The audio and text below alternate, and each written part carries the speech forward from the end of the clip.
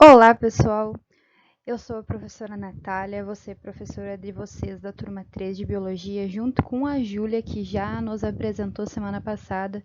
Coloquei minha fotinho aqui para vocês saberem quem eu sou, para vocês terem uma noção, né? Não ficarem só ouvindo a minha voz. E então, hoje eu vou trabalhar com vocês o que é célula. E, né, uma abordagem mais geral do que é célula, e semana que vem nós vamos ver as organelas.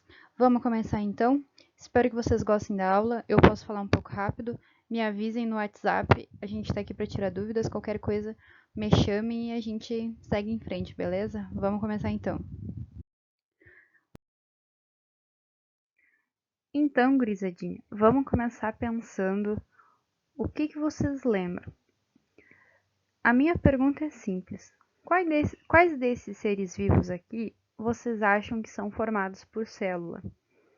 Vocês talvez não lembrem o que é célula, mas vocês devem ter uma ideia de quais organismos têm célula na sua formação. Os animais, os fungos, os vegetais, as bactérias e os vírus, todos eles são formados por célula ou tem algum que não tem célula na sua constituição? A gente tem que lembrar do que é uma célula e qual é a funcionalidade dela para se lembrar de quais que podem ter ou não célula. Vou deixar um tempinho para vocês pensarem e tomarem suas escolhas.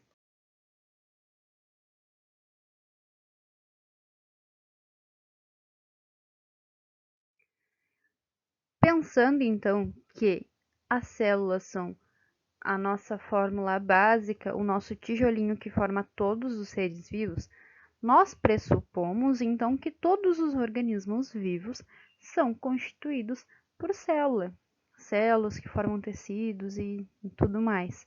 Então, os animais são formados por célula, todos os fungos, todas as plantas e vegetais e todas as bactérias também são formadas por célula.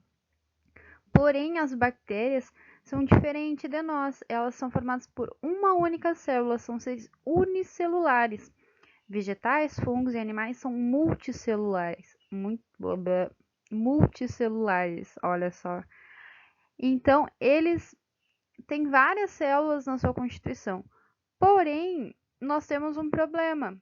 E os vírus? Quem são eles? Os vírus, então, não têm célula, eles não são formados por célula, nós vamos ver daqui a pouco. Eu só queria dar uma relembrada para vocês que todos os reinos que nós conhecemos são formados de célula, exceto os vírus que nem sempre são considerados como vida.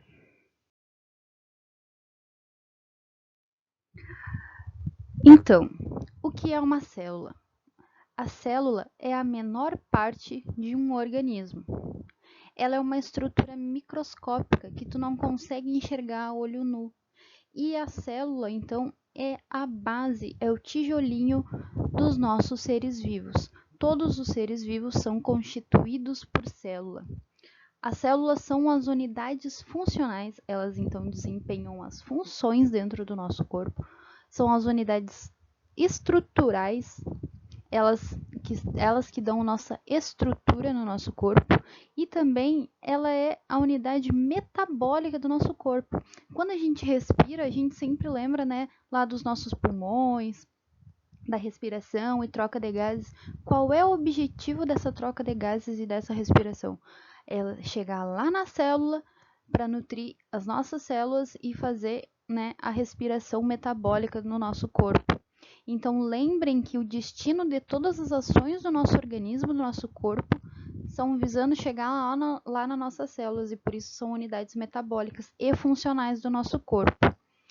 Pensando na organização dos seres multicelulares, pensem que a gente tem um organismo, né, um ser humano, por exemplo. Esse organismo é composto por diversos órgãos, como exemplo ali o pulmão que a gente tem. Os órgãos são formados por tecidos, e esses tecidos são formados por uma celulinha no lado de uma celulinha e de uma outra celulinha. Então, todos os organismos, na sua parte mais pequena, na sua parte mais única, do seu corpo são formados então por células, uma posta do lado da outra, formando um tecido, e esse tecido vai formar um órgão, e esse órgão vai formar um organismo.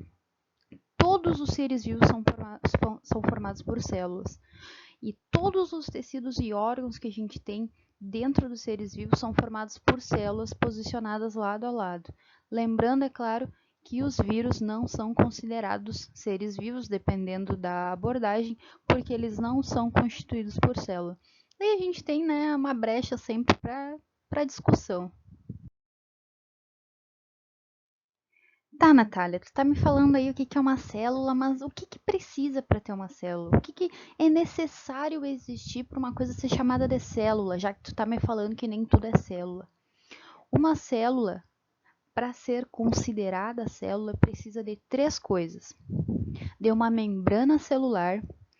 Essa membrana vai delimitar, então, o espaço físico do que é uma célula. Ela é a capa da célula que fica por fora, dizendo o que vai entrar e o que vai sair da célula. Ela vai fazer esse limite entre uma célula e outra. É necessário um material genético, e o material genético, a Júlia já falou para vocês o que é. São lá os ácidos nucleicos que formam, então, o DNA e o RNA, e eles comandam todas as ações dentro do nosso corpo. Lá no material genético está escrito as ordens para tudo que a gente precisa fazer dentro do nosso corpo, desde proteína, lipídio, tudo que a gente tem que fazer. E a gente precisa também de uma maquinaria metabólica. A maquinaria metabólica nas células a gente chama de organelas, as mais diversas organelas que vocês podem imaginar. Então é onde ocorrem as reações químicas, toda a parte metabólica de respiração celular e todas essas coisas. Então, para a gente considerar uma estrutura como célula, precisa ter membrana, material genético e maquinaria metabólica. A gente costuma chamar essa estrutura de célula mínima. É a menor quantidade de coisas que uma célula precisa ter para ser considerada uma célula. Então, como a gente já discutiu antes, todos os organismos vivos são formados por célula, exceto os vírus, que tem, né, toda essa discussão. Então, existem dois tipos celulares. Existem as células procariontes e as células eucariontes. E existe uma diferença crucial que diferencia esses dois tipos celulares. A principal diferença entre uma célula procarionte e uma célula eucarionte é a presença ou não de uma membrana nuclear, de um núcleo delimitado para o material genético existir ali dentro. As células procariontes são aquelas das bactérias, das arqueias, e as eucariontes abrangem todas as células, todos os animais e todas as plantas que a gente conhece. Então, as eucariontes são as células animais e as células vegetais que a gente conhece. Vamos ver cada uma delas agora separadamente. Começando então pelas células procariontes. O prefixo pro ele significa que essas células são primitivas. Embora na biologia hoje a gente já não use com tanta frequência o termo primitivo, porque em termos evolutivos isso não está correto. Para células procariontes, a gente ainda diz que o pró significa primitivo e carionte vem de carioteca, que é a membrana nuclear. Então, as células procariontes, elas ainda não têm um núcleo, elas não têm membrana nuclear.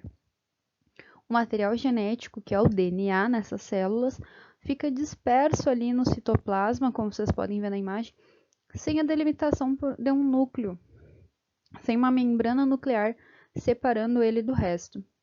Então, o DNA fica solto ali no citoplasma e o nome da região onde o DNA se encontra é chamada de região nucleoide. Outra característica das células procariontes é que elas têm um DNA circular. O DNA não tem uma ponta, ele é um círculo emendado todo ele. E ele forma um único cromossomo. Como assim um único cromossomo? Nós, a nossa espécie humana, vocês sabem que nós temos 46 cromossomos ou 23 pares de cromossomo. Nas células procariontes, eles têm um único cromossomo que é em forma circular. Nas células procariontes também encontramos parede celular, e esta parede celular é feita de peptídeo glicano. E também nós encontramos uma única organela. Essa única organela é chamada de ribossomo. O ribossomo, em todos os tipos celulares, ele é responsável por fazer a leitura do RNA e transformar ele em uma proteína. Então, a única organela de uma célula procarionte é o ribossomo. As células procariontes, elas estão presentes em quem? Nas bactérias, nas arqueias e nas cianobactérias. As arqueias, caso vocês não saibam, são organismos muito parecidos com as bactérias, mas que vivem em ambientes extremos, que antes a gente achava que eram bactérias, mas hoje a gente sabe que as arqueias e bactérias evolutivamente estão muito distantes. E todos os seres inclusos aqui são unicelulares. Unicelular, uma única célula. Eles não têm várias células formando um tecido. Eles são seres unicelulares. Células procariontes, então, seres unicelulares. Já então as células eucariontes, o prefixo eu significa verdadeiro em biologia. Então, verdadeiro, carionte, carioteca, verdadeira carioteca. Qual é então a principal característica das células eucariontes? A presença de uma membrana nuclear, a presença de uma carioteca ou ainda núcleo. Todos esses nomes podem aparecer para significar a mesma coisa. Ali eu coloquei uma imagem para vocês. Uma membrana em rosa, essa membrana nuclear formando o núcleo, então, e o DNA dentro dela. Então, a membrana protege o DNA. O DNA é a coisa mais importante do nosso corpo e ele precisa estar protegido por uma membrana. Então, existe nas eucariontes a formação do núcleo, a aparição do núcleo. Outra característica das eucariontes são várias organelas. Tem a presença de inúmeras organelas, incluindo organelas membranosas, que são formadas por membrana. E essas formam um sistema de endomembranas, que a gente chama dentro, né?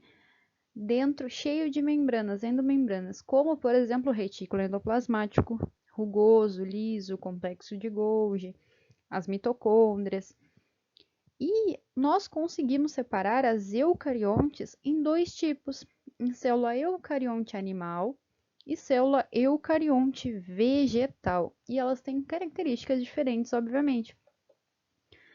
Eu vou falar aqui um pouco sobre a eucarionte animal e todas essas organelas que vocês estão vendo ali, ribossomo, retículo, complexo, mitocôndria, centríolo, peroxissoma, todas elas também existem, né, na célula eucarionte vegetal.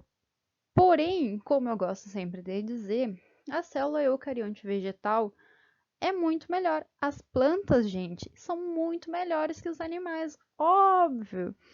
E essas organelas, então, existem também na célula eucarionte vegetal, só que tem mais organelas na célula vegetal. A célula vegetal, ela apresenta parede celular feita de celulose, que a gente usa, né, para papel e tudo mais, vacúolos, onde existem reserva de água para as plantas, e os plastos, como o cloroplasto, que faz a fotossíntese, como o cromoplasto, que dá a cor avermelhada e alaranjada nas folhas do outono, que é a estação que nós estamos agora. E essas são as características de uma célula eucarionte vegetal. Lembrando que a eucarionte vegetal sempre vai ter mais que a animal, sempre vai ser melhor, mais complexa, mais cheia de coisas. Eu gosto muito de planta, tá, gente? Já fiquem sabendo disso. Ok, vocês ouviram falar muito sobre células, né? Mas e os vírus? Vocês viram eles em algum lugar aqui? Não viram, né? Porque os vírus são seres totalmente diferentes.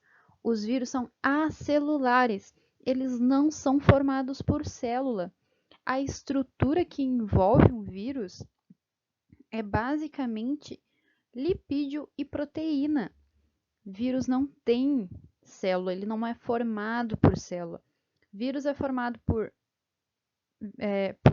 proteínas, lipídios, proteína de novo e material genético, seja DNA ou RNA ou ainda os dois. Os vírus são os organismos mais diversos que conhecemos na história evolutiva, na evolução. Os vírus, por serem acelulares, são parasitas obrigatórios de outras células. Eles só existem e eles só vivem, só conseguem se reproduzir porque eles estão dentro de outras células. Fora dessas células, eles não são capazes de fazer nada, porque eles não têm um metabolismo próprio. Eles não têm citoplasma e eles não têm ribossomo, então eles não conseguem fazer síntese de proteínas. E então o vírus depende totalmente das proteínas e dos ribossomos e de todo o aparato metabólico de uma célula para conseguir fazer novos vírus. Por isso que o vírus infecta tanto bactérias, que a gente chama de bacteriófago, como células de outros animais e plantas também, e fungos, porque eles precisam da célula de um hospedeiro para fazer a sua replicação. As glicoproteínas, que são esses verdinhos na volta aqui, que sempre aparecem em qualquer ilustração de vírus, são proteínas que ajudam os vírus a se fixar nas proteínas de membrana, que a gente vai ver daqui a pouco, da célula hospedeira. Então, ali ele consegue camuflar a sua presença e inserir o material genético dentro da membrana do hospedeiro. O envelope ali que nós temos, que é a parte de uma bicamada de lipídios, ela é formada de gordura e ela é usada por alguns organismos, alguns vírus, para se camuflar das nossas células, porque nós também somos formados de uma bicamada lipídica. E esse envelope, essa bicamada lipídica, ela vem das nossas membranas. Na hora que o vírus sai, ele meio que se camufla e pega um pouco da nossa membrana na hora de sair para conseguir se camuflar. Só que é muito bom o envelope porque ele se camufla, porém, ele é facilmente destruído com sabão, porque é gordura, né? A gente não usa sabão para limpar a louça, para lavar a louça. É a mesma coisa. O envelope, essa camada lipídica é muito fácil de ser dissolvida nos vírus. E por isso que a campanha toda em prevenção ao coronavírus gira em torno de lavar a mão com sabão, com detergente, álcool gel e tudo mais, para destruir esse envelope. O capsídeo, que é a parte mais interna, que isso tem em todos, ela é feita de proteínas e ela protege o material genético do vírus. A única coisa importante ali é o DNA, é o DNA ou RNA, o que ele tem para passar, são as ordens. E o material genético pode ser tanto de DNA quanto de RNA, ou ainda pode ter os dois dentro do capsídeo. Então, quando o vírus chega nas nossas células ou nas células de uma bactéria, essa estrutura se abre e ele coloca o DNA ou RNA dentro da nossa célula. E ali no DNA dele tem todas as instruções para produzir para ele. É como se ele estivesse trazendo uma receita de bolo para dentro da gente, para a gente fazer bolo para ele. A gente faz 100 bolos para o vírus e daí o vírus pega tudo para ele, entende? Mais ou menos assim.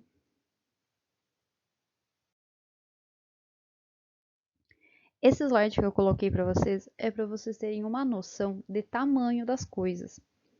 Peguem uma régua aí na casa de vocês e olhem os centímetros. Cada númerozinho, 0, 1, 2, 3, marcam os centímetros, certo? Se tu dividir os centímetros Em 10, tu vai ter os milímetros. Se tu dividir os milímetros em 10, tu vai ter micrômetros. E se tu dividir os micrômetros, tu vai ter nanômetros. É óbvio que vocês não conseguem visualizar isso. É só para vocês terem uma noção. A gente enxerga a olho nu até milímetro, que é o que tem na nossa régua. Abaixo de milímetro, a gente precisa de microscópio. Então, a célula animal a gente só vê no microscópio. A célula bacteriana nós também só vemos no microscópio. Olhem a diferença de tamanho de uma célula animal para de uma bactéria. É muito pequena. Eu juro para vocês, mal dá para ver no microscópio a célula de uma bactéria. E olha o tamanho do vírus em comparação com a célula animal. O vírus, para te ver ele em tamanho ampliado e grande, é só em nanômetros. Pensem, né, nas coisas nano que estão na moda agora, é tudo nano. Vírus é nano, é nanômetro. Então, só para vocês terem uma noção do tamanho das coisas, o quanto o vírus é um ser pequeniníssimo comparado com as nossas células, e as nossas células a gente já não consegue enxergar a olho nu, precisamos de microscópio. E as bactérias também, e o vírus consegue fazer esse estrago tremendo em células animais, em células procariontes, em células vegetais e assim vai. Se vocês não entenderam bem, eu só quero que vocês consigam visualizar isso aqui. Peguem uma régua e tentem enxergar isso sendo dividido em várias partezinhas. Quanto menor for, mais perto do vírus vocês vão chegar.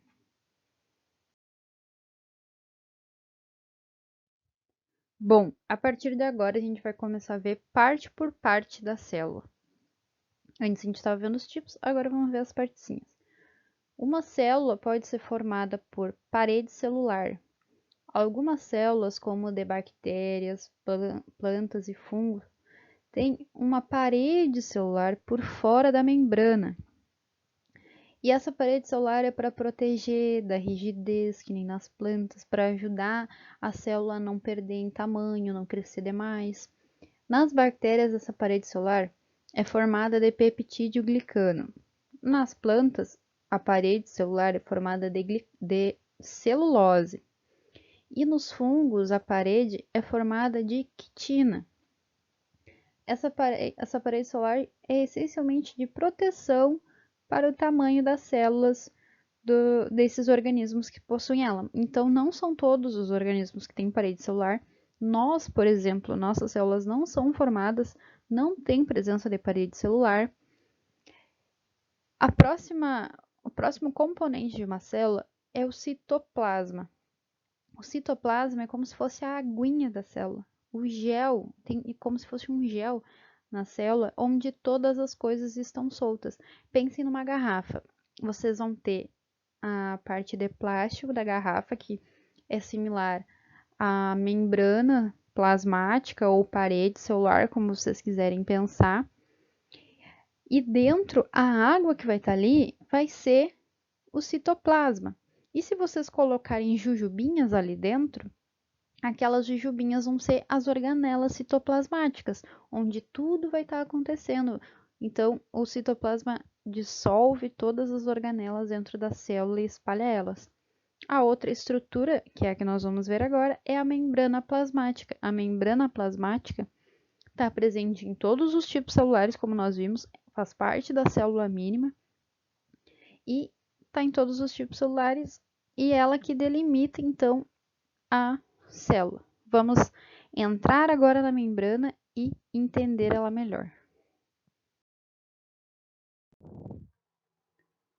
Membrana plasmática. A membrana plasmática, como a gente viu nos slides anteriores, ela é uma película bem fininha que delimita a célula. É ela que diz o que é célula para fora e o que é célula para dentro. É por ela que as substâncias entram e saem da célula. Ela que permite que a célula absorva os alimentos, que ela elimine as excreções, que a água entre, que os nutrientes entrem. Ela que faz essa checagem, ela que faz o cara crachá das coisas, dizendo o que pode entrar e o que não pode.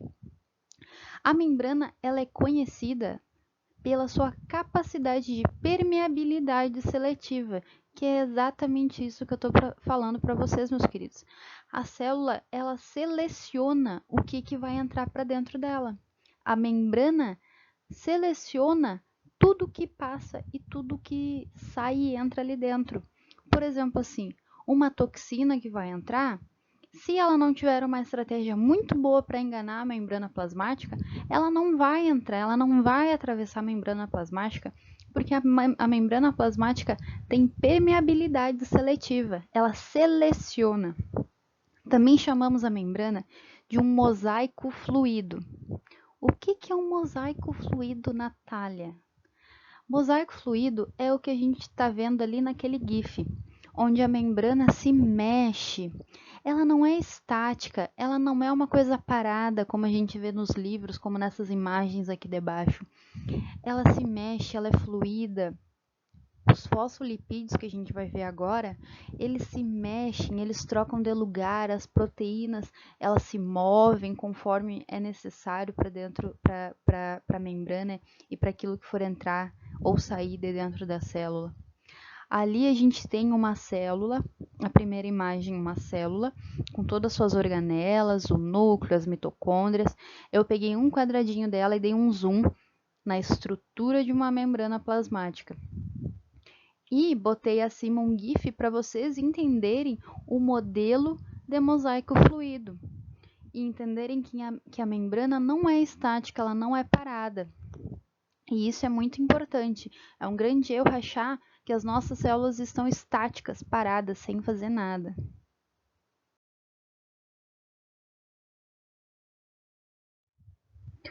Bom, a membrana ela é formada basicamente por 4 estruturas. Primeira estrutura são os fosfolipídios. Os fosfolipídios, que tem aquela cabecinha e as 2 perninhas, são lipídios, como a gente viu semana passada com a Júlia, são lipídios. E esses lipídios eles estão organizados em 2 camadas, um fosfolipídio para cima e um fosfolipídio para baixo. Eles formam, então, uma barreira. Eles que são responsáveis por não deixar a maioria das coisas entrar dentro da célula. Eles formam essa barreira, pois ali nos fosfolipídios só vão passar íons e gases. As cabeças dos fosfolipídios, a parte rosinha, é hidrofílica, ela gosta de água. É óbvio, dentro da célula tem água, como a gente viu, o citoplasma é formado por água, então o fosfolipídio, a parte que fica em contato com a parte interna da célula, precisa ser hidrofílica, precisa gostar de água. E as caudas ali, as perninhas dos fosfolipídios, que estão em amarelo, são hidrofóbicas, elas não gostam de água. Por isso que não é tão fácil a célula perder a água ou ganhar a água. Ela precisa, então, de uma outra estrutura para fazer todo esse processo de troca de água. A outra estrutura que nós temos são as proteínas. Como vocês viram semana passada, proteína tem em tudo que é lugar e proteína é a coisa mais importante que a gente tem na nossa vida. Sem proteína a gente não estava aqui. As proteínas na membrana plasmática, elas são verdadeiros túneis dentro da membrana. Elas permitem que as substâncias grandes, como moléculas, entrem e saiam de dentro da célula. A gente chama esse processo de entrada e saída por uso das proteínas de difusão facilitada, quando não há gasto de ATP, quando não há gasto de energia, e transporte ativo quando gasta ATP, quando gasta energia. Então chega a molécula ali, seja um açúcar, seja, qualquer outra molécula e querer entrar para dentro da célula, ela é muito grande para passar pelos fosfolipídios. Os fosfolipídios só aceitam gases e íons. Então, essa substância, essa molécula vai usar as proteínas que formam um tubo, um canal, permitindo a passagem dessas substâncias. Outra estrutura que a gente tem nas membranas plasmáticas é colesterol. Isso mesmo, o colesterol que a gente conhece. O colesterol ajuda a manter a membrana resistente, não deixando ela se romper, deixando ela um pouco menos fluida, porque senão a gente ia ser, né, tipo um boneco deposto, assim, se mexendo totalmente. O colesterol ajuda, então, a deixar menos rígida, ou melhor, mais rígida e menos fluida a membrana plasmática devido aos seus esteroides na sua composição. E isso não quer dizer que a gente tem que comer colesterol que nem louco, né, gente? Vamos ser realistas. E uma estrutura importantíssima que a gente tem na membrana plasmática é o glicocálix. O glicocálix são açúcares que estão ligados na parte exterior da membrana plasmática e eles ajudam a fazer o reconhecimento de outras células. Por exemplo, num tecido, é necessário que todas as células do tecido sejam daquele tecido. A gente não pode ter um tecido uma célula lá do neurônio no tecido da pele. Não tem como, né? Então, quem diz quais são as células que são para estarem naquele tecido é o glicocálix. Ele que faz esse reconhecimento de células, de companheiras, de irmãs. Ele é muito importante nos transplantes de órgão, pois que é ele que diz se aquele órgão é compatível com o organismo que vai receber ele. Se o glicocálix não reconhece aquele tipo celular, dá a rejeição e a transfusão, né, esse transplante não vai dar certo. Então, ele é importantíssimo e isso é muito bom de cair numa prova, é muito bom de cair no Enem, contextualizando com transplante de órgãos, campanhas de transplante de órgãos. Lembrando, se vocês tiverem a oportunidade, se sentirem confortáveis, digam para seus familiares que vocês gostariam de fazer transplante, serem doadores de órgão em algum momento, porque muita gente precisa e são pouquíssimas as pessoas que querem fazer isso. Então, a membrana, ela faz o transporte de substâncias. E nós temos dois tipos de transporte, aqueles que gastam energia e os que não gastam energia. Aqueles que não gastam ATP, que não gastam energia, são chamados de transporte passivo. E neles nós temos três: difusão simples, difusão facilitada e osmose. O transporte que gasta energia é chamado de transporte ativo e ele gasta ATP. Um exemplo que nós temos é a bomba sódio-potássio, que é usada lá nos nossos neurônios. Conceitos que nós temos que ter bem estabelecidos para entender transporte de membrana. Soluto e solvente. Nós vamos falar sobre isso agora. Precisamos ter construído na nossa cabeça. Soluto. Estamos falando de moléculas. Moléculas sólidas. Solvente. Nós estamos falando de H2O, de água. Sempre que eu estiver falando em solvente, eu vou estar falando de água, que é o solvente universal que nós temos. Sempre que eu estiver falando de soluto, são moléculas, das mais diversas. Outra coisa que vocês precisam saber. Aquele símbolo que é um conchete e do lado um positivo, daí outro conchete e um negativo, é a nossa representação de concentração da solução que nós estamos estudando. Uma solução é soluto mais solvente. Então, nesse exemplo que eu estou dando para vocês, ali embaixo, nós temos um ambiente onde a solução está mais concentrada e o solvente está descendo para uma solução menos concentrada, ela está se movendo. Dependendo do tipo de transporte, quem se move é o soluto, dependendo do tipo de transporte, quem se move é o solvente. Vamos ver cada um deles agora?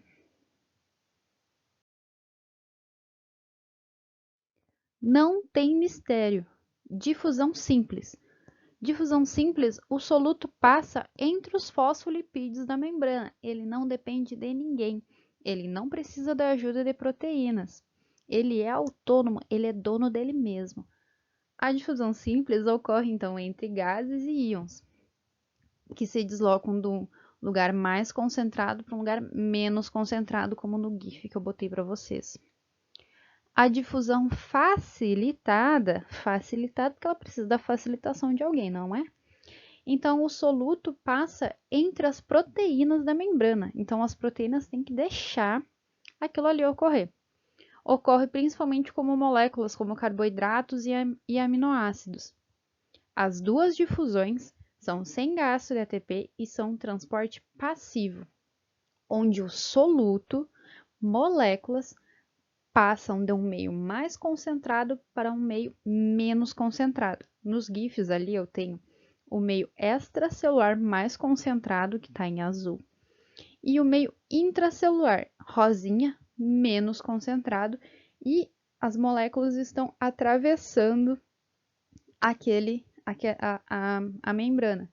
Na difusão simples, atravessam pelos fosfolipídios livremente, e na difusão facilitada, usam da proteína de membrana para atravessar para o meio intracelular.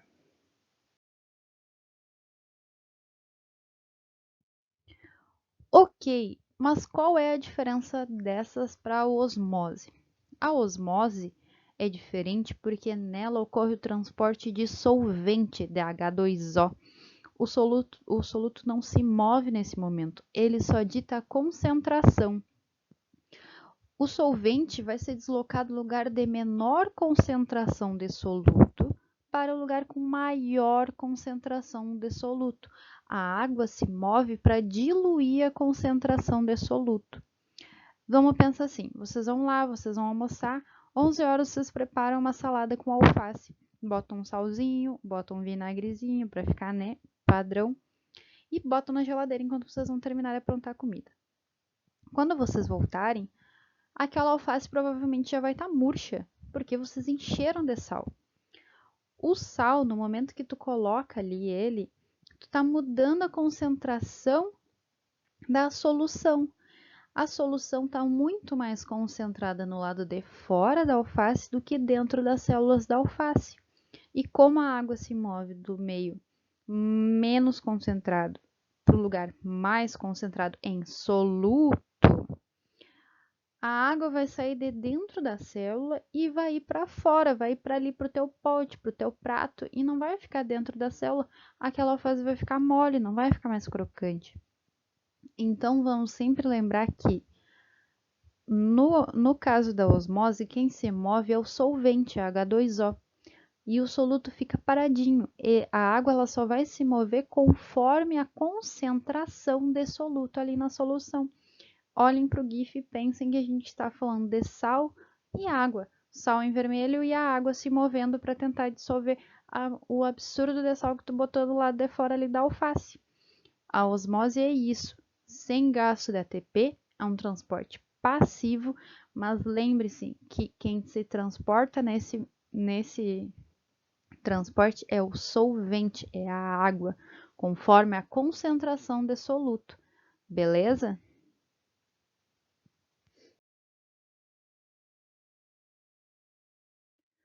Bom, galera, o último transporte que nós temos é a bomba sódio-potássio.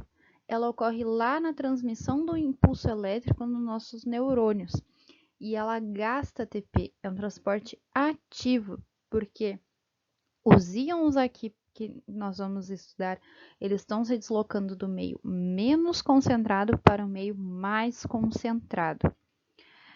Como é que ocorre? Para o impulso elétrico ocorrer, precisam sair 3 íons de sódio para fora da célula, para fora, para o meio extracelular, como vocês estão vendo no GIF. E para que esses sódios saiam para fora, energia do ATP tem que ser colocada na reação. Então, vem o ATP, entra os 3 sódios ali, vem o ATP, quebra, liberando energia para a proteína colocar os sódios para fora. Só que toda vez que 3 sódios saem para fora, apenas 2 potássios entram para dentro da célula. Por que que esse tipo de transporte precisa de energia? Porque tu está indo contra o gradiente de concentração. É como se tu estivesse tentando colocar o sódio dentro de um armário cheio de roupa. Tu não tem mais onde socar roupa e tu quer continuar colocando roupa. Dentro da fibra ali do neurônio já está cheio de potássio e tu continua colocando potássio para dentro. Por isso que precisa gastar energia na bomba de sódio e potássio, porque tu está indo contra o gradiente de concentração. Tu está subindo a montanha. Para subir a montanha, tu precisa de muito mais energia do que para descer. Então, a bomba sódio potássio é basicamente isso: são os íons se deslocando de um lugar menos concentrado para um lugar com muita concentração. Tu quer continuar colocando potássio para dentro da célula para ocorrer a transmissão do impulso nervoso. E lembrando que essa liberação é disparelha. Para cada 3 íons de sódio que saem para fora, 2 potássios têm que entrar para dentro da célula e isso gasta energia. Lembrem sempre do guarda-roupa cheio de roupa, que vocês querem continuar colocando roupa ali dentro, certo?